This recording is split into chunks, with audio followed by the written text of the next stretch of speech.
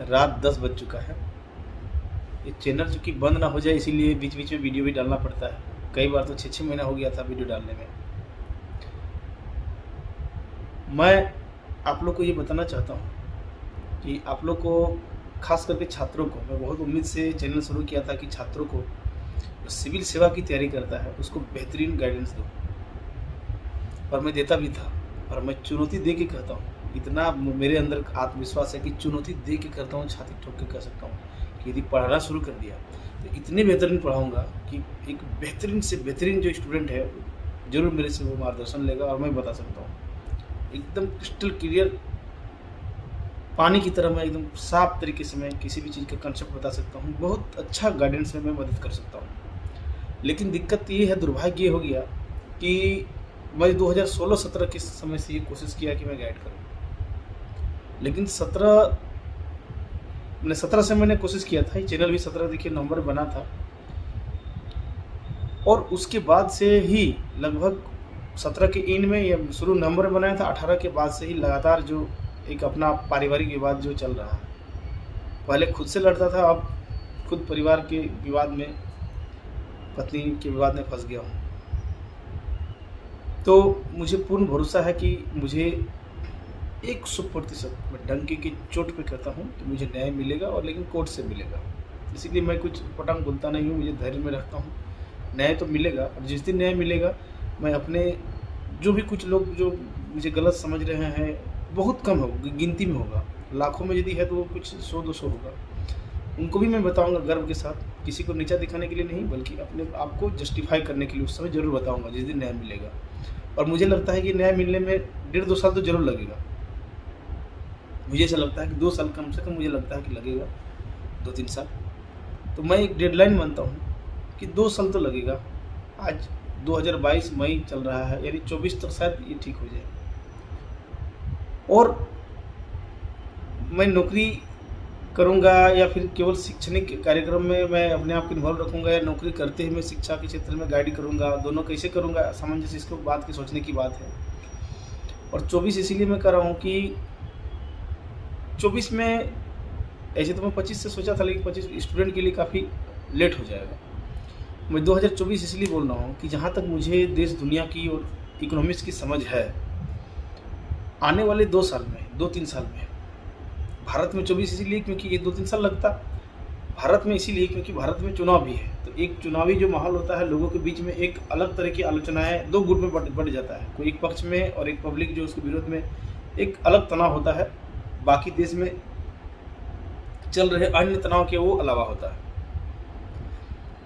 तो आप जैसे कि देख रहे हैं कि श्रीलंका में अभी एक भीषण आर्थिक संकट आया है, राष्ट्रपति को छोड़ के भागना पड़ा है, नेवल बेस में जाकर शरण लिया है कि यदि वहाँ पे भी पब्लिक यदि कुछ कर दे तो फिर समुद्र के रास्ते से बाहर कहीं निकल जाएगा, यानी जान बचा लेगा। कोई दूसरा फिर शपथ भी ले लिया प्रधानमंत्री। तो मैंने कहने का मतलब है कि पब्लिक के हमले से बहुत सारे सांसद मंत्रियों के घर जल गए, कुछ मारे भी गए, और लगातार अभी हिंसा के भी ढेर पे खड़ा है। ये क्यों हुआ, और ये बता रहा हूँ मैं आपको कि मुझे जहाँ तक इकोनॉमिक्स की समझ है, ये कई देशों में आने वाला है, भारत में भी आ सकता है। इसकी मैं ये नहीं कर रहा हूँ कि नहीं आ सकता है, कारण जहाँ तक मुझे इकोनॉमिक्स की समझ है, अभी जो भीषण संकट की ओर धीरे धीरे जा रहा है, इसको ठीक तो किया जा सकता है, लेकिन उसका प्रयास जो मुझे लगता है उस स्तर पर शायद नहीं हो रहा है। मुझे इकोनॉमिक्स की जहाँ तक समझ है उस अकॉर्डिंग मैं बता रहा हूँ। श्रीलंका में एकाएक जो इस तरह से हुआ, कुछ समय तक इस तरह से नहीं था कि श्रीलंका के लोग सड़क पे आ गए, इतना भीषण विद्रोह की स्थिति आ गई। हम आपको एक एग्जाम्पल समझा रहे हैं। महंगाई बहुत तेज़ी से बढ़ रही है, और उस महंगाई को समाप्त करने के लिए कोई, मान लीजिए कोई प्रयास ना करे तो क्या होगा, कभी गेहूँ खत्म हो जाएगा। मान लीजिए आपको दुकान गए और आपको गेहूँ नहीं मिला, तो आप क्या कीजिएगा, चावल बोलिएगा अच्छा चलो गेहूँ भी नहीं मिल रहा, कभी आ जाएगा। आपको नहीं पता होता है कि देश का स्टॉक है नहीं है, क्या है, आपको इतना इसकी पता नहीं होता है। आम आदमी को पता नहीं होता है, 2-4 पढ़े लिखे शिक्षित 100-200 500 1 लाख आदमी को पता होगा। तो 130 करोड़ लोगों को तो पता नहीं होता है। वो बोलेगा अरे चलो गेहूँ नहीं है तो थोड़ा चावल खरीद लेते हैं। तो चावल खरीदने के लिए जाएगा तो फिर क्या होगा कि एक प्रकार से देखा जाए तो गेहूँ पूरे देश में मान लीजिए बहुत शॉर्टेज हो गया है, कम हो गया, तो चावल खरीदने जाएगा। तो जब सब चावल पे जाएगा तो चावल भी क्या होगा कि उसका शॉर्टेज हो जाएगा, कम हो जाएगा, चावल भी कुछ ही समय में खत्म हो जाएगा। 3-4 भी 7 दिन बाद, महीना भर बाद देखेगा कि चावल भी नहीं आ रहा है। चलो चावल गेहूँ नहीं आ रहा है तो फिर को रोज और ले लेते हैं, बिस्कुट ले लेते हैं, चलो सूखा खा के कोई जीते। तो जब वो सूखा भी खाएगा तो धीरे धीरे इस तरह करके शॉर्टेज होते चला जाता है और उसका कोई अल्टरनेटिव मिलता नहीं, क्योंकि गेहूँ तो 1 साल बाद मिलेगा, चावल तो 1 साल बाद मिलेगा। और इसी तरह के संकट अन्य देशों में हो तो कोई निर्यात भी नहीं करेगा, यानी कोई देगा नहीं, बेचेगा नहीं आपको। आपकी स्थिति क्या होगा, धीरे धीरे संकट की ओर बढ़ते चला जाएगा। जब खाद्यान्न जब मिलेगा ही नहीं तब तो वैसे देशों में श्रीलंका जैसी स्थिति होती है। पैसा तो आपके पास होगा, कुछ लोगों के पास कम से कम, लेकिन आप खरीदने के लिए सामान नहीं मिलेगा। दुनिया का वो महंगाई कभी खतरनाक नहीं होता है कि सामान ही नहीं है, सामान पूरा है लेकिन पैसा नहीं है। ऐसी महंगाई बहुत कम होता है, सरकार फिर आपको घर पर पहुंचा के राशन देके ठीक कर देगा। लेकिन दुनिया में वो महंगाई बहुत खतरनाक होता है कि आपके पास पैसा है लेकिन सामान नहीं है। ये बेहद डेंजरस इकोनॉमिक क्राइसिस होता है। और ये दुनिया में जो महान आर्थिक संकट आता है इसी तरह से होता है। यूरोप के लिए जो आर्थिक संकट 1929 में आया था, तो कहा जाता था कि यूरोप के लोग जो हिटलर ये सब वही सब पूरा खेल खेला था उसी समय से। सब मैं जाऊँगा नहीं, हिटलर मुसोलिनी हो तो सब। उस समय यूरोप के लिए कहा जाता था कि यूरोप के लोग बड़े बड़े टोकरी में सिक्के भर के जाते थे मार्केट में और सामान पॉकेट में भर के लाते थे। मतलब पैसा खूब था लेकिन सामान नहीं मिलता था। वो आर्थिक संकट था, यानी पैसे की मुद्रा की कमी नहीं थी मार्केट में, लेकिन सामान की कमी हो गई थी। तो भीषण आर्थिक संकट होता है। तो मुझे लग रहा है कि ऐसा हो भी सकता है। और ऊपर से एक चुनाव भारत में रहेगा 2024 लोकसभा, और भी झारखंड के संदर्भ में देखेंगे तो 24 में ही शायद चुना है विधानसभा का भी लास्ट में। कई राज्यों में विधानसभा चुनाव भी होता है और यार लगातार हो रहा है झारखंड, ये देश में कई राज्यों में। तो कई तरह की दोहरी मार पड़ सकती है। और देश में जो एक सांप्रदायिकता की भी जो लहर चल रही है वो एक अलग कहानी है। इस सांप्रदायिकता में लोग खाना पीना ये सब ध्यान नहीं रखते हैं और उसको समझ में नहीं आता है। मैं नहीं रखता हूँ, मुझे घर में खाना मिल रहा है, वो नहीं रखता, इसे करते करते चेन बन जाता है, पता भी नहीं चलता है। हर देश के लोग, हर व्यक्ति किसी न किसी धर्म और संप्रदाय से अपने अपने लिए लड़ रहे होते हैं, मतलब अपने लिए लड़ रहे होते हैं, और देश कितना गर्त में चला जाता है वो हमें पता नहीं चलता है। एकाएक बोले ना कि इकोनॉमिक क्राइसिस और श्रीलंका की स्थिति आने में 1 हफ्ता भी लग सकता है या 10 दिन में ऐसा हो सकता है कि आज अभी तो ठीक है, लेकिन आज गेहूँ खत्म हो गया, सप्ताह भर का चावल भी खत्म हो जाएगा, दाल भी नहीं मिलेगा, बिस्कुट सब दुकान खत्म, काला बाजारी बढ़ जाएगा। और आप जब नहीं मिलेगा तो पड़ोसी को हमला करेंगे, पड़ोसी भागेगा तो फिर उस सड़क में तो वहाँ हमला करेंगे। तो आपको लगेगा, लोग कह देगा कि भाई नेता मंत्री का नहीं, अधिकारियों के कारण हुआ है। इन अधिकारियों के द्वारा बड़े बड़े बंगला में, जैसे हम 2.5-3 एकड़ बंगला में रह रहे हैं, इतना लिसान बंगला में रह रहा है, तो वहाँ हमला करे, वहाँ पत्थर पे, मतलब फिर आपका पुलिस फोर्स, सेना कुछ नहीं कर पाता, पब्लिक और विद्रोह की स्थिति बन जाती है। तो मेरा उम्मीद है कि हमारा भी निजी मैटर निश्चित रूप से समाधान होगा 2 साल में, मैं गारंटी के साथ कहता हूँ। नहीं तो मैं गांव चला जाऊँगा, और वो गांव भी जाऊँगा तो या तो यूट्यूब में या फिर कहीं कोचिंग खोल करके मैं पढ़ाऊँगा। निश्चित रूप से मेरा प्रण है कि केवल 2 साल में सोल्व होना चाहिए। ये 22 का मई है, 24 के मई तक खत्म होना चाहिए, या 24 की जनवरी से मैं शुरू कर दूंगा नया जीवन।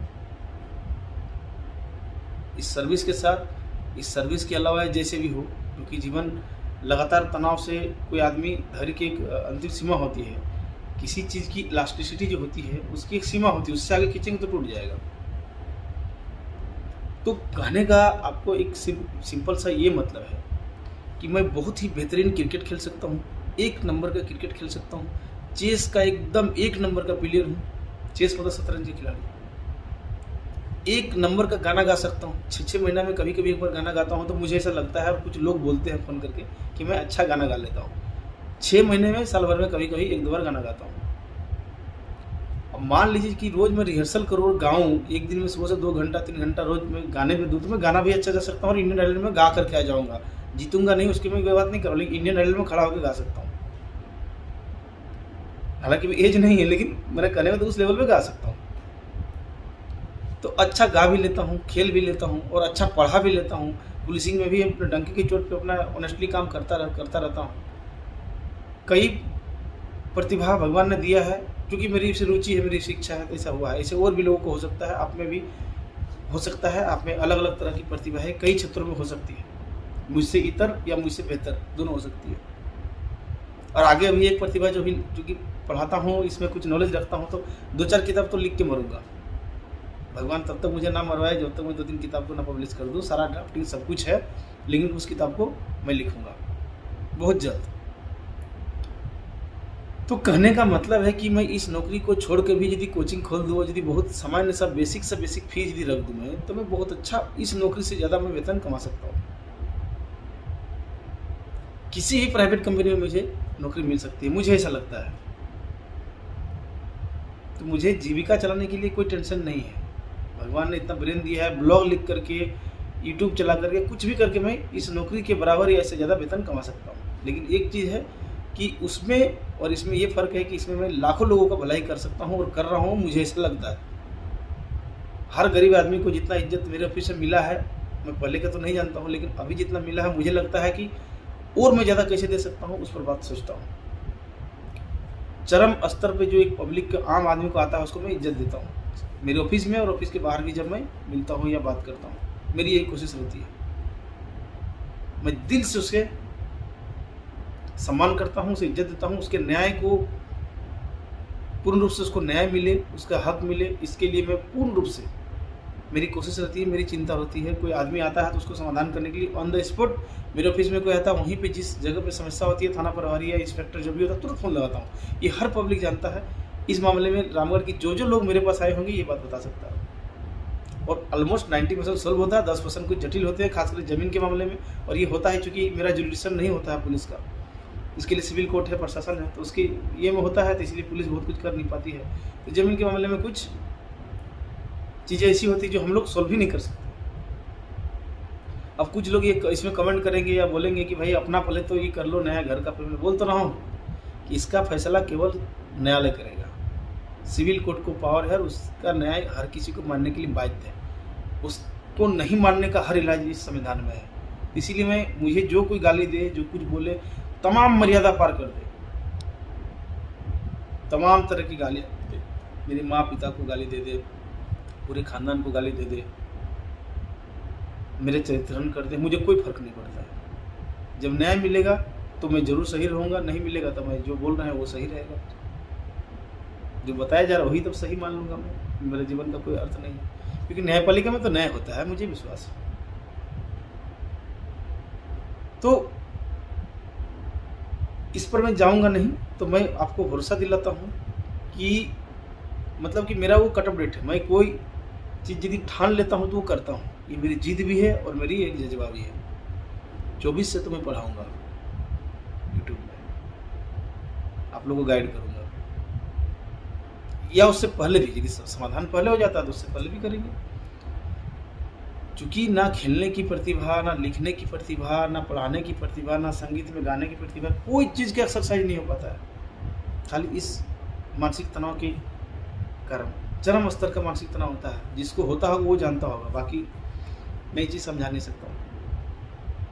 तो इन्हीं कारणों से मैं अपना सर्वोत्तम नहीं दे पाता हूँ, लेकिन आगे मैं इसका सर्वोत्तम दूंगा। मैं आपको कटअप बता दिया, किताब लिखूंगा, पढ़ाने से सिलसिले या ग्रामीण ऐसे कंटिन्यू करूँगा, चाहे किसी भी कीमत पर।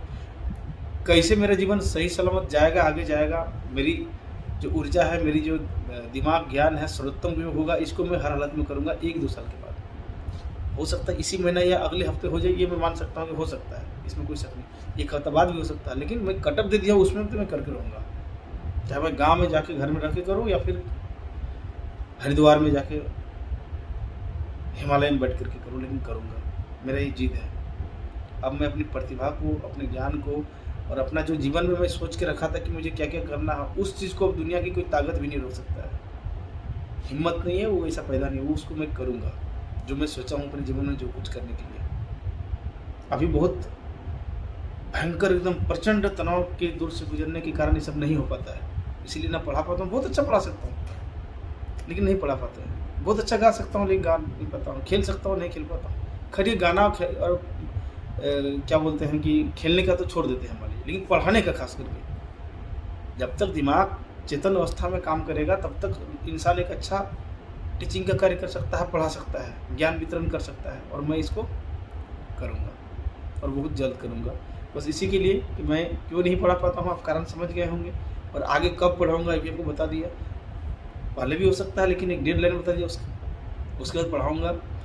और एक बड़ा बदलाव क्यों होगा, मैंने कट ऑफ डेट 24 क्यों रखा ये भी बता दिया कि देश बहुत ही भीषण, और पूरी दुनिया, चूँकि दुनिया में देखिए अब यूक्रेन संकट चल रहा है, पूरा जो वेस्ट एशिया में चल ही रहा है, हमेशा चलता है, मिडिल ईस्ट में चल ही रहा है, तो बस पूरा दुनिया खतरनाक बारूद के ढेर पे खड़ा हो चुका है।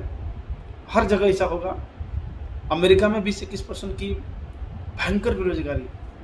आप अभी कल्पना नहीं किए होंगे कि भारत में जो बेरोजगारी है, क्या आप कभी सोचे हैं कि यूनाइटेड स्टेट ऑफ अमेरिका, जो आज विकसित अमेरिका, दुनिया की जो दादागिरी जो करने वाला अमेरिका के बारे में सोचे हैं कि वहाँ कितनी भीषण स्तर की गरीबी होती है?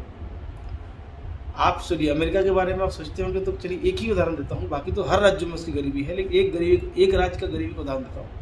आप लॉस एंजल्स का नाम सुने हैं? कैलिफोर्निया, जहाँ हॉलीवुड है, पूरी दुनिया को डोमिनेट करने वाले, वहाँ की जितनी जीडीपी है लगभग 3 ट्रिलियन के आसपास। मैं एग्जैक्ट नहीं हूँ, मैं होगा तो मैं इसमें लिख दूंगा डाटा। मतलब कहा जाए तो भारत के जीडीपी से थोड़ा ही कम है। केवल हॉलीवुड की मैं बात कर रहा हूँ, कैलिफोर्निया की बात कर रहा हूँ, जो कैलिफोर्निया में स्थित है। लेकिन वहाँ के जो बड़े बड़े बिल्डिंग में, बड़े बड़े महलों में, जहाँ पे बड़े बड़े हीरो वहाँ पे फिल्में शूटिंग करने जाते हैं, उसके नीचे रोड साइड में, रोड के किनारे किनारे छोटे छोटे पर्दे में लगे हुए, एकदम रोड किनारे बता रहा हूँ, हजारों की संख्या में, क्योंकि वहाँ की पॉपुलेशन मात्र 34 करोड़ के आसपास अमेरिका में है।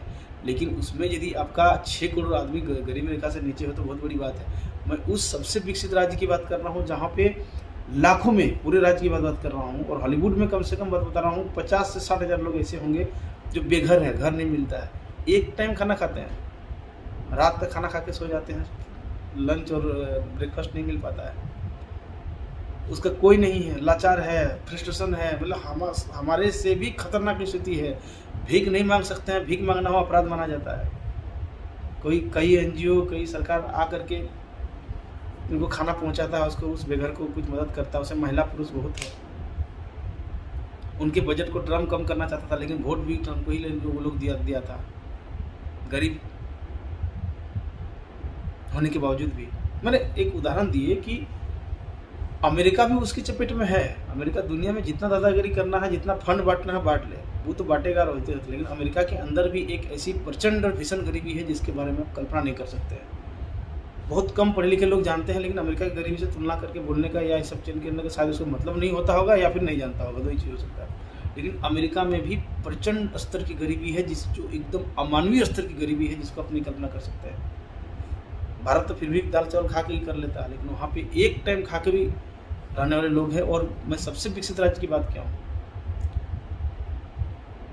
तो ऐसा नहीं सोचे, दुनिया चपेट में है, और आने वाले समय में इस चपेट से बचने का जो प्रयास होना चाहिए, वो खास करके जो हमारे देश में बहुत कम स्तर पे हो रही है। दुनिया स्तर में क्या होगा ये तो आगे वाला समय बताएगा, आने वाला समय में क्या हो सकता हो तो उसमें देखते हैं हम लोग। लेकिन दुनिया धीरे धीरे उसकी चपेट में है, और कब श्रीलंका जैसा कोई दूसरा स्टेट में कब दोहरा जाएगा, ये रिपीट कहाँ पे हो जाएगा कोई कर नहीं सकता है, और हो भी सकता है, क्योंकि दुनिया उसी राह पे है, और रसिया भी उसी राह पे था, लेकिन उसको ध्यान भटकाने के लिए यूक्रेन पे हमला कर दिया है।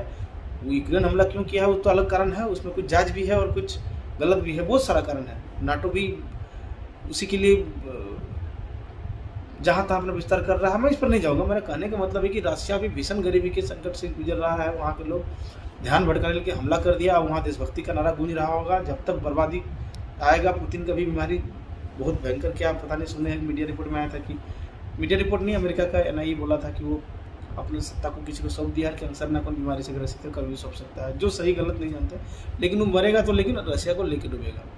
रसिया के लिए जितना भी महान से महान वो कहलाए काम कर ले, लेकिन रसिया को लेके डूब के वो जाएगा गरीबी के स्तर पे। वहाँ के लोग, रसिया तो महान हो जाएगा, पावरफुल हो जाएगा, लेकिन वहाँ के लोग गरीबी से मर जाएंगे। भारत में भी हो या जहाँ भी हो, इसी तरह से या तो सांप्रदायिक हिंसा कर रहा होगा कोई देश के अंदर एक दूसरे से लड़ रहा होगा, या फिर किसी दूसरे पड़ोसी देश में हमला करके युद्ध कर रहा होगा ध्यान भटकाने के लिए। लेकिन क्या होगा तो ईश्वर जानता है। इसलिए 1-2 साल में बहुत बड़े बदलाव की ओर दुनिया है, जिसमें भारत भी सबसे महत्वपूर्ण देशों में होगा। तो इसीलिए अपने ज्ञान का कुछ करने के लिए मैंने एक डेडलाइन रखा है, और भरोसा रखिए हम इस चैनल को जीवित रखेंगे और बहुत बड़ा करेंगे, और तब तक अपने समाधान होने तक आप लोग मुझ पर भरोसा बना कर रखिए। आगे इस तरह से हम वीडियो बीच बीच में लाते रहेंगे, मोटिवेट करते रहेंगे। सोचिए JPSC का इंटरव्यू का एक वीडियो था, इसलिए मैंने नहीं बनाया, लेकिन उसमें भी कुछ लोग बताया था, लेकिन नहीं बना पाया इन्हीं तनाव से। 10 बजे जो आपको दिखाया, भोर 5 बजे गया था। झारखंड में पंचायत चुनाव था। पंचायत चुनाव से सुबह 5 बजे निकला था और अभी जस्ट कुछ ही समय पहले आए थे। इसीलिए चेहरा वेहरा सूख गया है और प्रचंड भीषण गर्मी से वर्दी पहनते हैं तो यूनिफॉर्म में और भी गर्मी लगता है। दिन भर पूरा शरीर पसीना पी गया। खैर वो तो अपना ड्यूटी है तो करना पड़ेगा, उसमें इंजॉय भी है, मज़ा भी है और एक अपनी रिस्पॉन्सिबिलिटी है। तो आगे हम वीडियो लाएंगे इस तरह बीच बीच में, और संभव हो तो मैं किसी टॉपिक पर भी ला सकता हूँ, लेकिन रेगुलर नहीं होने का मैं कारण बता रहा हूँ। तो मैं 1 साल 6 महीना यदि पढ़ा देता तो सारा सिलेबस ही कंप्लीट कर देता। फिर झारखंड के या जो ग्रामीण इलाके के बच्चे हैं वो हर जगह डंका बजा देता, मेरी तरह आत्मविश्वास हो सकता था, या हमसे भी ज़्यादा। क्योंकि हम जो सिखाएं कोई जरूरी नहीं कि हमारे ज्ञान से आप मेरे से नीचे ही रहेंगे या मेरे स्तर पर रहेंगे। जो गुरु होते हैं वो जो ज्ञान देते हैं वो उनको जो ज्ञान होता है वो उनको देता है, लेकिन उनके पास जो होता है वो अतिरिक्त होता है। यानी हम जब वो ज्ञान देंगे आपके पास जो अतिरिक्त है वो आपका एडिशनल हो जाता है, यानी आप हमसे भी ज़्यादा बड़ा ज्ञानी बन सकते हैं, या किसी भी गुरु से आप ज़्यादा महान या बड़ा ज्ञानी बन सकते हैं। तो इंतज़ार कीजिए आने वाले वीडियो का। चलिए बहुत बहुत धन्यवाद, हम वीडियो लाते रहेंगे। Good night.